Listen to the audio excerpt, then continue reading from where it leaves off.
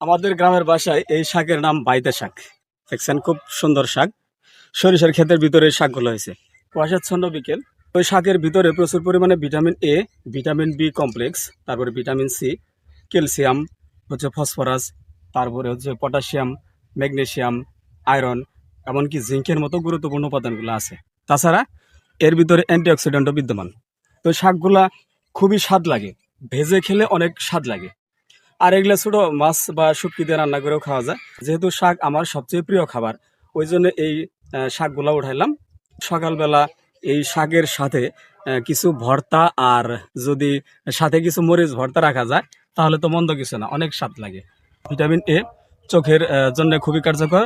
তারপর vitamin C ত্বকের জন্য অনেক কার্যকর।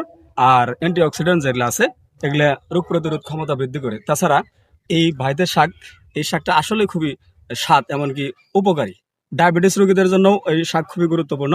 আর যাদের উচ্চ রক্তচাপ আছে তারা নিয়মিত এই শাক খেলে তাদের উচ্চ রক্তচাপ অনেকটাই নিয়ন্ত্রণে থাকে। যেহেতু শাকের ভিতরে সব ধরনের পুষ্টি উপাদানগুলো আছে, ওই জন্য প্রতিদিন আমাদের কমপক্ষে এক বেলা এই শাক খাওয়া উচিত।